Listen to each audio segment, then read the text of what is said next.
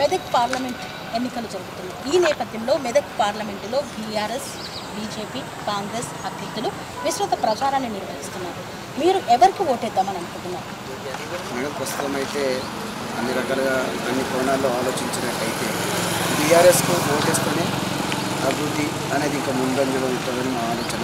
ఎందుకోసం అంటే బీజేపీని చూసుకున్నట్టయితే ఉప ఎన్నికల్లో రఘునందరావు అనే క్యాండిడేటు ఎమ్మెల్యే గెలిచిన తర్వాత కొన్ని హామీలు ఇచ్చింది. నాకు ఆ హామీలు ఇక్కడ కేంద్ర ఇది స్టేట్ ఇవ్వకున్నా కానీ కేంద్ర ప్రభుత్వం నుంచి నిధులు తీసుకొచ్చి దుబ్బాకను అభివృద్ధి చేస్తానని చెప్పింది.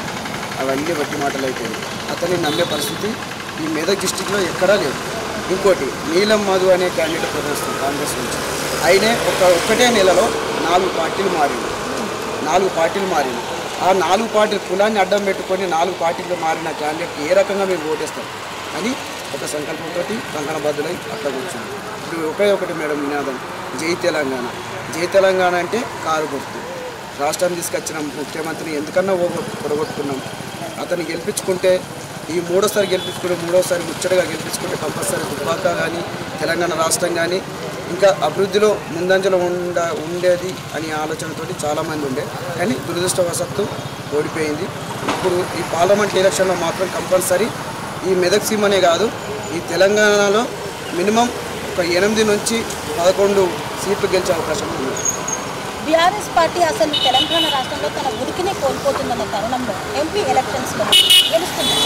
తప్పకుండా గెలుస్తుంది. ఎందుకోసం గెలుస్తుందంటే కొట్లాడే గొంతు, ప్రశ్నించే గొంతు ప్రతిపక్షంలో 33 మంది కంపల్సరీ ఎమ్మెల్యేలు ఉన్నారు కాబట్టి, అసెంబ్లీలో దమ్ముంది కాబట్టి, కొట్లాడే దమ్ముంది కాబట్టి, పార్లమెంటుకు సుత బీఆర్ఎస్ వాళ్ళని పంపితేనే తెలంగాణ అభివృద్ధి సాధ్యమని యావత్ తెలంగాణ మాట్లాడుకుంటుంది. కంపల్సరీ బీఆర్ఎస్ ప్రభుత్వంతో అభివృద్ధి సాధ్యం. ఇప్పుడు బీఆర్ఎస్ ప్రభుత్వం నుండి ఎవరైతే నిలబడ్డారు వెంకట్రామరెడ్డి, అంటే మీకు తెలుసా సార్? ఎప్పుడైనా మీకు పరిచయం ఉన్న వ్యక్తి? చాలా తెలుసు మేడం. ఆయన గత 10 ఏళ్ల కొద్దీ ఈ మెదక్ సీమాలో కలెక్టర్గా పనిచేసేవే కాకుండా అనాథ పిల్లలను ఆయన చదివించాడు. అందరికీ గుర్తుంటే ఏదైనా పనివాడి పోతే ఒక కలెక్టర్గా కాకుండా ఒక సాధారణ మనిషిలాగా ప్రతి ఒక్క సమస్యను తీర్చాడు. అలా అందరికీ ఆయన తెలిసిన వ్యక్తే, చాలా మంచి వ్యక్తి, అన్ని గుణగణాలు తెలిసిన వ్యక్తి. కంపల్సరీ ఆయన గెలిచే అవకాశం 100కు 100% గెలుస్తుంది. అంటే మెదక్ పార్లమెంట్ బీఆర్ఎస్ కైవసం అవుతుందంటారు? తప్పకుండా కైవసం అవుతుంది.